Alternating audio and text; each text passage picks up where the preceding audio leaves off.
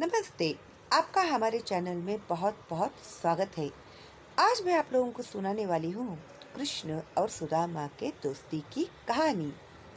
क्या कारण था कि सुदामा को बहुत ही गरीबी का सामना करना पड़ रहा था। उसके घर में खाने के भी लाले पड़े हुए रहते थे। दो दो तीन तीन दिन तक उनके घर में खाना नहीं होता था। तो क्या वजह थी? तो आज इस कहानी के द्वारा आप लोगों को इसका कारण पता चलेगा। तो पूरी कहानी जरूर सुनिएगा। कृष्ण और सुदामा एक ही गुरुकुल में पढ़ते थे, एक ही गुरुकुल के विद्यार्थी थे। आपको तो पता होगा कि उस जमाने में बच्चे जो होते थे उन लोगों को गुरुकुल में ही रहना पड़ता था। तो वहाँ पर कृष्ण और सुदामा इन लोगों का बहुत ही गहरा याराना हुआ था। उनकी दोस्ती के चर्चे सारे गुरुकुल में हुआ करते थे। दोनों एक दूसरे के बिना बिल्कुल भी नहीं रहते थे। तो एक दिन उनको उनके गुरुजी ने एक कार्य सौंपा। उन्होंने उन्हें कहा कि आपको दोनों को जंगल में जाना है और जंगल से जाकर लकड़ियां तोड़कर लानी है। अभी उस जमाने के जो जंगल हुआ करते थे वो बहुत ही घने हुआ करते थे। तो अभी ये तो दोनों जन बहुत छोटे थे। तो गुरु जो थे उन्होंने उन लोगों को अच्छे से समझाया कि उन लोगों को किस तरह से कहाँ कहाँ पर जाना है तो उन्हें वह सूखी लकड़ियाँ मिलेंगी। तो दोनों ने अच्छे से समझ लिया कि उन लोगों को कहाँ पर जंगल में जाना है। अभी इतने घना जंगल है तो भी जंगल है तो वहाँ पर जानवर भी होंगे। तो पता नहीं कितना समय लगेगा, कहीं अगर अटक गए तो खाने पीने की मुसीबत हो जाएगी। इसलिए उनको उनकी गुरु ने थोड़े से चने जो थे वो दिए हुए थे। तो अगर रास्ते में तुम लोग को भूख लगेगी तो तुम दोनों ये चने खा लेना, ठीक है। और अच्छे से जो रास्ता मैंने तुम लोगों को समझाया हुआ है बिल्कुल उसी रास्ते से तुम लोग जाना, वरना इस घने जंगल में तुम लोग दोनों खो जाओगे।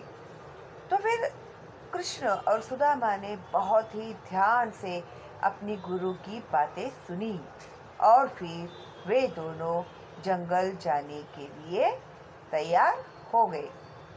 अभी जंगल जाते समय उन्होंने जैसे गुरु ने चने दिए हुए थे तो सुदामा की झोली में चने रह गए थे और कृष्ण के पास कुछ भी नहीं था। तो जब ये लोग दोनों जंगल में गए तो धीरे धीरे शाम होने लगी। अभी देखो भाई, उस समय तो घड़ी वगैरह थी नहीं टाइम पता करने के लिए।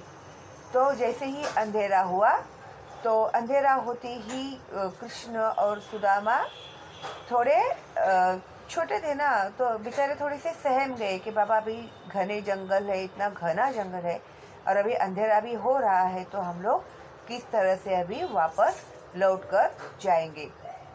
और इतने में क्या हो गया, इतने में आंधी तूफान आने लगा जंगल में और बहुत ही घना अंधेरा हो गया। आसमान में बिजली चमकने लगी, तेज बारिश होने लगी और तूफानी हवाओं के कारण कृष्ण और सुदामा अपने आप को संभाल नहीं पा रहे थे। एक तो इतना घना जंगल, ऊपर से दो छोटे बच्चे, तो वो किस तरह से अपने आप को संभाले उन्हें समझ में नहीं आ रहा था। तो अभी कोई जंगली जानवर आकर उन पर हमला न कर दे, इसके लिए फिर दोनों ने दोनों जन जो थे कृष्ण और सुदामा एक एक पेड़ पर चढ़ गए ताकि वो अपना बचाव कर सके। फिर इस तरह से रात गुजरने लगी। फिर सुदामा को भूख लगने लगा। तो सुदामा ने सोचा कि भाई मुझे तो बहुत भूख लगी है और मैं इस पेड़ पर हूँ और कृष्ण तो भाई उस पेड़ पर बैठा हुआ है। तो मैं एक काम करता हूँ, जो मेरे हिस्से के चने हैं उन्हें मैं खा लेता हूँ और फिर कृष्ण के हिस्से के जो चने हैं वो मैं रख देता हूँ। फिर सुदामा ने अपने हिस्से के चने खा लिए और कृष्ण के चने रख दिए। फिर लेकिन उसका पेट जो था वो भरा नहीं और उसने सोचा कि चलो अभी तो कृष्ण तो उस पेड़ पे बैठा है, वैसे भी हम लोग सुबह तक उतरने वाले हैं नहीं, तो मैं क्या करता हूँ, कृष्ण के जो हिस्से के चने हैं उन्हें भी मैं खा लेता हूँ। और सुदामा ने वो कृष्ण के जो चने थे वो भी खा लिए। फिर सुबह हो गई, फिर दोनों जन पेड़ से नीचे उतरे तो कृष्ण को बहुत भूख लगी थी। कृष्ण ने कहा कि सुदामा कहाँ है मेरे चने, भाई मुझे चने दो, मुझे बहुत भूख लगी है। सुदामा ने कहा कि भाई मैंने तो तुम्हारे हिस्से के चने भी खा लिए, तो अभी कृष्ण क्या करेंगे। उन्होंने बोला कि ठीक है भाई, अभी खा लिए है तो खा लिए, लेकिन सुदामा याद रखना कि तुम मेरे कर्जदार हो गए अभी, क्योंकि तुमने मेरे हिस्से के चने खाए हैं, ठीक है। तो अभी हम लोगों को गुरुजी ने जिस तरह से रास्ता समझाया हुआ था, तो उसी हिसाब से हम लोग अगर जाएंगे गुरुकुल में तो सही तरीके से पहुंच जाएंगे, ठीक है। तो फिर दोनों ने लकड़ियां इकट्ठी करके फिर दोनों जन गुरुकुल में वापस आ गए। तो अभी इस तरह से उन लोगों की जो गुरुकुल का जो पूरी शिक्षा खत्म हो गई। फिर कृष्ण तो आपको पता ही है कि मथुरा के राजा थे और सुदामा जो था वो एक ब्राह्मण था। तो दोनों बड़े हो गए, फिर सुदामा की भी शादी हो गई। फिर कृष्ण की तो शादी हुई थी, आप लोगों को तो पता ही होगा, रुक्मिणी और सत्यभामा, फिर और 18,000 उनकी बीबियां थी। तो कृष्ण और सुदामा का जीवन अपने अपने घरों में व्यतीत हो रहा था। सुदामा जो था वो बहुत ही दरिद्री ब्राह्मण था, उसके घर में खाने के लिए खाना भी नहीं हुआ करता था, 2-2 दिन तक उसके बीवी बच्चों को भूखा रहना पड़ता था। लेकिन सुदामा जो था उसने अपनी बीवी से कहा था कृष्ण के बारे में कि भाई कृष्ण जो है वो मेरा बहुत ही अच्छा मित्र है। तो उसकी बीवी ने उसे कई बार कहा कि आप एक बार कृष्ण से जाकर मिलते क्यों नहीं है, कृष्ण हमें जरूर कुछ न कुछ मदद करेंगे तो हम लोगों का भी जीवन सफल हो जाएगा। तो हमेशा उसकी जो बीवी थी वो सुदामा को पीछे पड़ी रहती थी कि आप एक बार जाइए, कृष्ण से मिलकर आइए, देवर जी बोलती थी वो, उनसे मिलकर आइए करके। तो उस समय में बहुत ही रिस्पेक्ट से बात किया करते थे, ठीक है। तो देवर जी से जाकर एक बार मिलकर आइए करके। तो एक दिन सुदामा ने सोचा कि क्यों ना भाई एक बार जाके मैं कृष्ण से मिल लूँ, इतना ये बोल रही है तो। लेकिन वो इतना बड़ा राजा है और मैं एक दरिद्री ब्राह्मण, तो पता नहीं वो मुझे देखकर किस तरह से व्यवहार करेगा, मुझे पहचानेगा भी या नहीं पहचानेगा, ऐसे ही वो सोच रहा था और जाने के लिए डर रहा था। तो जो उसकी बीवी थी सुदामा की, उसने कहा कि भाई खाली हाथ जाएंगे तो अच्छा नहीं लगेगा, तो जाते समय कुछ न कुछ लेकर ही जाना चाहिए। तो अभी भाई इतना बड़ा राजा कृष्ण, उन्हें क्या दे, है ना, भेंट पे क्या दे उन्हें। तो अभी उनके घर में जो था वो एक मुट्ठी भर पोहे होते हैं ना, वो थे।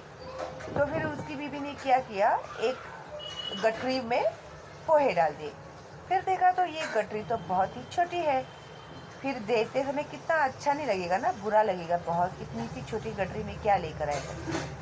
तो फिर सुदामा की बीवी ने एक युक्ति निकाली। उसने क्या किया, गठरी के अंदर गठरी के ऊपर एक और गठरी, उसके ऊपर और एक कपड़े की गठरी, उसके ऊपर एक और कपड़े की गठरी से उसने ऐसे गठरी बना कर एक बड़ी सी थोड़ी गठरी बना दी। तो हाँ, अभी ये जो गठरी है वो ज़रा दिखने में ठीक ठाक दिखाई दे रही है और देते समय भी आपको संकोच नहीं होगा, ऐसे बोल के सुदामा की बीवी ने वो जो गठरी थी वो सुदामा को दे दी।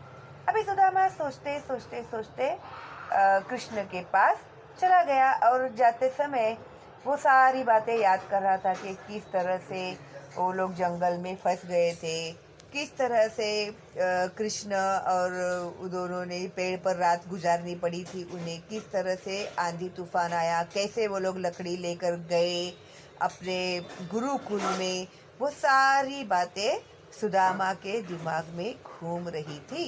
और साथ ही साथ वो ये भी फिक्र कर रहा था कि कहीं मुझे कृष्ण ने पहचाना नहीं, कहीं मैं इतना दूर जा रहा हूँ लेकिन कहीं मेरा अपमान तो नहीं होगा, मेरा जाने के बाद कुछ मेरा फ़ायदा नहीं हो गया तो फिर क्या करूँगा मैं। ऐसे करके वो बहुत सारे विचार उसके मन में आ रहे थे। तो अभी कृष्ण कैसे दिखता होगा, कैसा होगा उसका महल, ऐसे सब वो सोचते सोचते जा रहा था। फिर जैसे ही वह द्वारपाल के पास गया, महल के बाहर जो गेट पे खड़े होते हैं उन्हें द्वारपाल कहते हैं, तो द्वारपाल को उसने कहा कि भाई मैं हूँ सुदामा, कृष्ण मेरे मित्र है, आपके राजा, तो आप जरा जाकर संदेश दीजिएगा कि सुदामा आया है करके। जैसे ही ये बात उस द्वारपाल ने सुनी, वो जोर जोर से हंसने लगा। लगा देखो भाई, ये हमारे महाराज कृष्ण के मित्र है। ए दरिद्री ब्राह्मण, अच्छी युक्ति निकाली है तूने मेरे महाराज से बड़ा दक्षिणा लेने की। ऐसे बोलकर वो जोर जोर से हंसने लगा। तो अभी सुदामा जो था बेचारा मायूस हो गया। उसने बोला अरे बाबा, ये तो मेरी बात मानने को ही तैयार नहीं है द्वारपाल। फिर वो बेचारा उससे ही खड़ा रहा धूप में। फिर उसने बहुत विनती की कि आप एक बार जाके बताइए तो सही महाराज को कि सुदामा आया है करके। अगर महाराज मुझे कह देते हैं ना जाने के लिए तो मैं चला जाता हूँ, लेकिन आप एक बार जाके कहिएगा कि सुदामा आया है करके। तो इतनी विनती सुनकर फिर वो द्वारपाल ने बोला कि जाने दे, ये जो ब्राह्मण है वो सुनने को तैयार ही नहीं है, अभी इतना पीछे पड़ा है मेरे, तो मैं एक बार जाकर संदेशा दे ही देता हूँ महाराज को। कहीं बात सच हो गई तो फिर मुझे डांट पड़ेगी।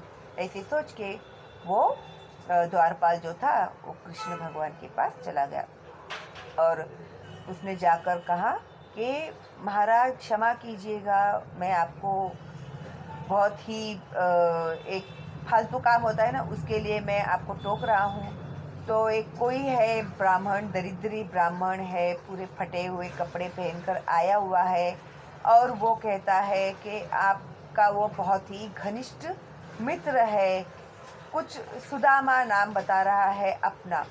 और जैसे ही कृष्ण ने सुदामा का नाम सुना, दौड़कर वो चले गए कि मेरा सुदामा आ गया, मेरा सुदामा आ गया, मैं उसका ही इंतज़ार कर रहा था, मेरा सुदामा आ गया। ऐसे बोलकर दौड़ के जाकर गले लगा लिया सुदामा को और कृष्ण भगवान के आंखों में से आंसू बहने लगे। इतना वो मिस कर रहे थे सुदामा को कि आखिरकार मेरा सुदामा आ ही गया मुझसे मिलने के लिए करके। दोनों एक दूसरे के गले मिले और इतना बड़ा राजा एक तुच्छ और दरिद्री ब्राह्मण को मिलने के लिए खुद दौड़कर गेट के बाहर तक आया।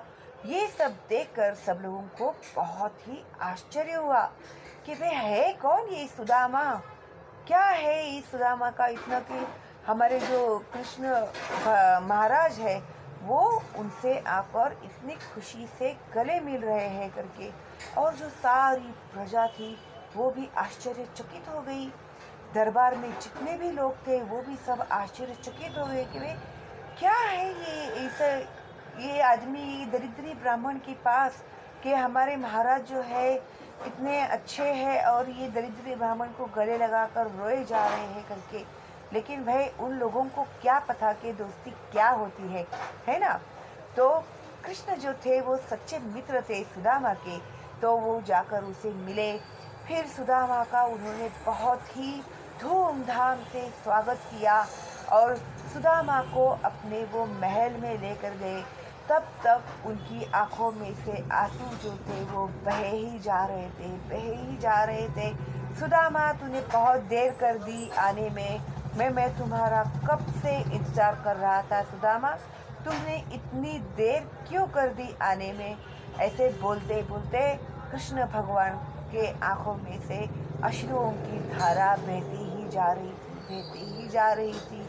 और फिर वो सुदामा को अपने साथ लेकर अपने महल गए और अपने महल में उन्होंने उसे अपने सिंहासन पर बिठाया। किसे? सुदामा को। सुदामा को अपने राज सिंहासन पर बिठाया हुआ देखकर सारी जो रानियां थी वो आश्चर्यचकित हो गई। भाई, ये दरिद्री ब्राह्मण को महाराज जो है वो अपने सिंहासन पर क्यों बिठा रहे हैं? क्या है इतना इस ब्राह्मण में? फिर वो लोगों को भी उत्सुकता जो थी उनकी बढ़ रही थी कि भाई क्या है ये आखिर कहानी, क्या है ये राज। तो उन लोगों को भी बहुत ही उत्सुकता होने लगी। लेकिन जो कृष्ण भगवान थे उनके आंखों में से जो अश्रुओं की जो धारा थी वो रुक ही नहीं रही थी और सुदामा भी रोए जा रहे थे। और महाराज की ये अवस्था देखकर उनकी रानियां भी सहम गई थी। भाई, ऐसी क्या बात हो गई कि महाराज के जो आंसू है वो बिल्कुल भी थम नहीं रहे हैं। फिर महाराज ने तुरंत ही आज्ञा दिया कि जाइए, मेरे सुदामा का मुझे स्वागत करना है। मैं उसके मेरे हाथों से मैं चरण धोऊंगा और मैं उसका सत्कार करना चाहता हूँ। ऐसे उन्होंने कहा। और तुरंत ही पहले के ज़माने में क्या होता था, कोई अगर बहुत ही ऋषि मुनि या कोई नियरर एंड डियरर ऐसे कोई आता था तो उन लोगों का बहुत ही स्वागत और सत्कार किया जाता था। उन लोगों को बिठाकर उनके पैर धोए जाते थे। तो उसी तरह से कृष्ण भगवान ने भी सुदामा के पैर धोए। और जो उनकी रानी थी रुक्मिणी, वो पानी डालते जा रही थी और कृष्ण जो थे उनकी आंखों में आंसुओं की धारा बहते ही जा रही थी और वो सुदामा के पैर धोने लगे थे। और ये सब दृश्य देखकर दरबार में जितने भी लोग थे, जितनी भी उनकी रानियां थी, वो लोग आश्चर्यचकित हो गई कि अरे बाप रे, ये महाराज कितना सत्कार कर रहे हैं इस ब्राह्मण का। जरूर अवश्य ऐसी कोई बात है जो ये ब्राह्मण से रिलेटेड है, बोलते हैं ना, संबंधित। जरूर ऐसी कोई बात है जिस कारण हमारे जो महाराज है वो उनका इतना सत्कार कर रहे हैं, इतना सम्मान कर रहे हैं, वो इतने भावुक हो गए हैं उन्हें देखते ही। तो उन लोगों का उत्साह भी बढ़ गया। तो कृष्ण भगवान कहने लगे रानियों से कि ये है मेरा मित्र सुदामा। और जैसे ही सुदामा नाम सुना तो रानियां भी बहुत खुश हो गई, क्योंकि हमेशा कृष्ण भगवान जो थे उन्हें हमेशा कहते थे कि देखना, एक न एक दिन मेरा सुदामा मुझसे मिलने जरूर आएगा। वो दुनिया में कहाँ पर भी हो, वो मुझसे मिलने जरूर आएगा। और जैसे ही रानियों को पता चला कि ये जो व्यक्ति है जिसे हम लोग दरिद्री ब्राह्मण समझ रहे थे वही है सुदामा, वो नाम सुनते ही उन लोगों के भी खुशी का ठिकाना न रहा। उन लोगों ने कहा कि अरे हाँ, ये तो सच में आ गए। हम महाराज तो कहते रहते थे हमेशा कि देखो एक न एक दिन सुदामा जरूर आएगा मुझसे मिलने के लिए। और सच्ची में सुदामा आ गए। फिर तो महाराज को खुश होना तो जायज़ है। उनकी खुशी का भी कोई ठिकाना नहीं रहा, क्योंकि जो कृष्ण परमात्मा थे उनका भी इंतज़ार ख़त्म हो गया था। फिर उन्होंने सुदामा से बहुत सारी बातें की, उन लोगों के बचपन की यादें जो उन्होंने ताज़ा की, आपस में बहुत सारी बातें की। फिर सुदामा को खिलाया पिलाया, फिर उसे अच्छे अच्छे कपड़े दिए, बहुत सत्कार। वो फिर सब देखकर सुदामा सहम गया। सुदामा को कुछ सूझ ही नहीं रहा था कि इतना बड़ा महल आज तक उसने जिंदगी में कभी देखा ही नहीं था। इतना बड़ा राजा कृष्ण उसका सत्कार कर रहा है, सम्मान कर रहा है, उसकी रानियां जो है वो उसका सम्मान कर रही है। ये सब देखकर सुदामा भी सहम गया था। और इतना बड़ा महल और इतना राजा, इतनी रानियां, वो सब देख के उसे खुद को ही शर्म आने लगी कि अरे बाप रे, ये तो कितना बड़ा है राजा। और फिर मैंने जो भेंट वस्तु लाई है वो कितनी तुच्छ है। नहीं बाबा, मैं ये उसे दूंगा ही नहीं और मैं इसे निकालूंगा भी नहीं करके उसने क्या की, पोटली जो थी वो उसकी झोली में छुपा दी। तो देवी तो कैसे ना इतने बड़े राजा के हाथ में। फिर सुदामा और कृष्ण की बहुत सारी बातें हो रही थी। फिर धीरे धीरे कृष्ण जो थे उनसे बातें कर रहे थे। तो उन्होंने बोला, फिर उन लोगों ने आपस में सब बातचीत की। फिर सुदामा ने भी उनसे कहा कि भाई मेरी भी बीवी है, बच्चे हैं और इस तरह से मैं एक वहाँ पर रहता हूँ, ऐसे ही करके जनरल उन्होंने बातें की।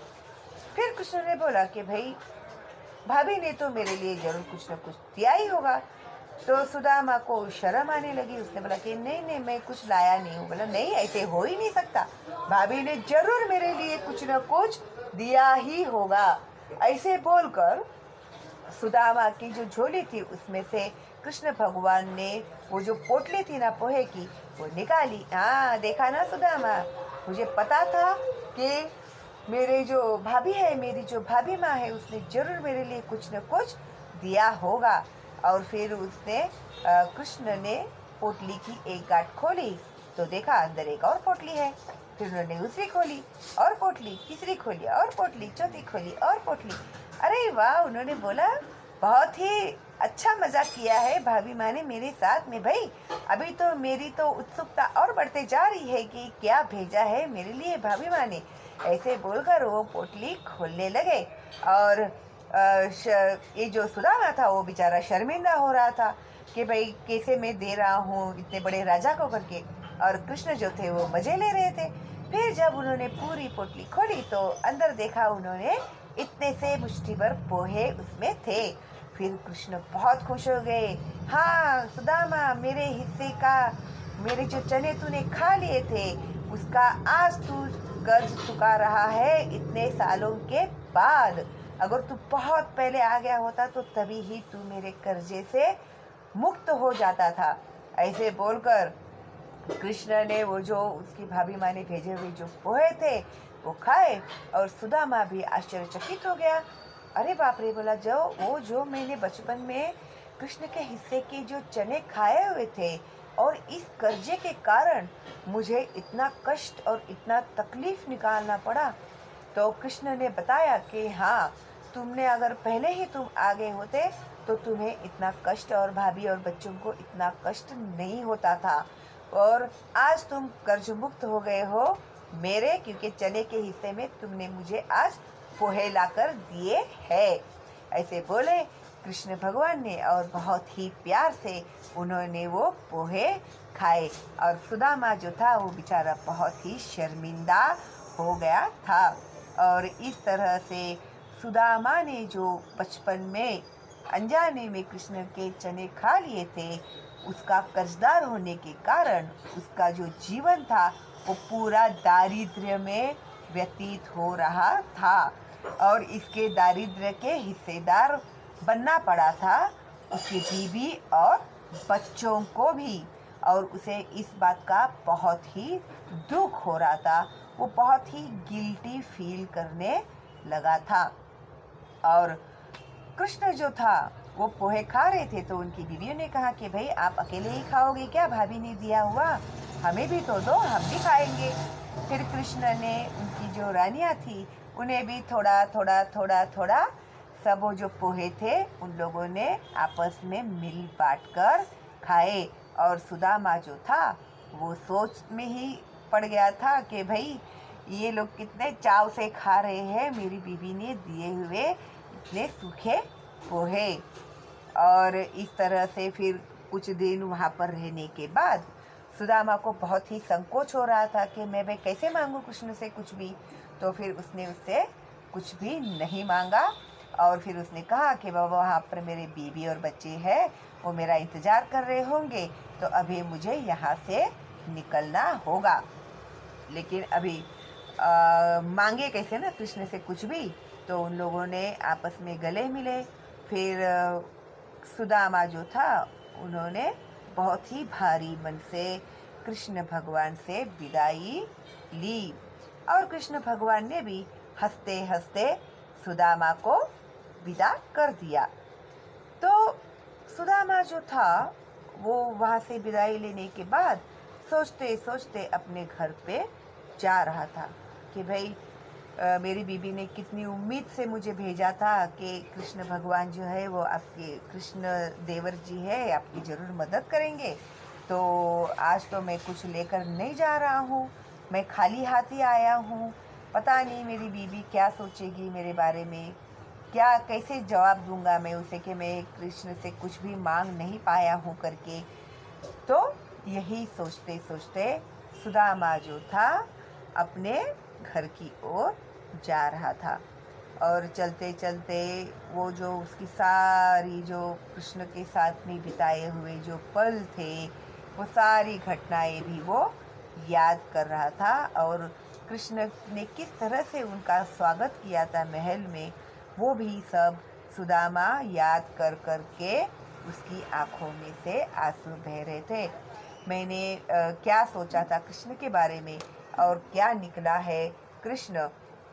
और जैसे ही सुदामा पहुंचा अपनी झोपड़ी के पास, तो उस झोपड़ी की जगह पे उसने देखा एक बहुत ही बड़ा महल था और उसकी बीवी बच्चे हंसी खुशी से उस महल में अच्छे से रह रहे थे। ये देखकर सुदामा को बहुत खुशी हुई। अच्छा, तो इस तरह से कृष्ण ने मेरा कर्ज उतारा है, कृष्ण का मैंने कर्ज उतारा और कृष्ण ने मुझे ये सब कुछ धन दौलत दिया हुआ है। ऐसे सोचकर सुदामा भी खुश हो गया। और इसके लिए है ना दोस्तों, कहते हैं कि कभी भी कोई भी अगर आपको ऑफर करता है ना पोहे, तो मना नहीं करना चाहिए। थोड़े तो थोड़े पोहे चखने ही चाहिए, वरना कहते हैं कृष्ण भगवान का अपमान होता है। ठीक है। और आज आप लोग को पता चल गया कि किस तरह से ये जो हम लोग किसी के भी हिस्से का छीन कर अगर खाते हैं, तो हम लोगों को उसका कर्जा किस तरह से कभी न कभी चुकाना पड़ता है। तो यही इस कहानी में से हम लोगों को सीख मिलती है। और मुझे आशा है कि आप लोगों को ये कहानी अच्छी भी लगी होगी और इसमें की जो सीख है वो भी आप लोग ज़रूर आजमाएंगे कि किसी के भी हिस्से का कोई भी चीज़ आप लोग नहीं लेंगे। ठीक है। और धन्यवाद आप लोगों का, आपने पूरी कहानी सुनी इसके लिए। अगर आपको पसंद आया है तो एक लाइक कर दीजिएगा और हाँ, सब्सक्राइब करके बेल का आइकन टैप करना मत भूलिएगा। और भी बहुत कुछ मज़ेदार और इंटरेस्टिंग कहानियाँ और वीडियोस लेकर हम आपसे मिलते ही रहेंगे।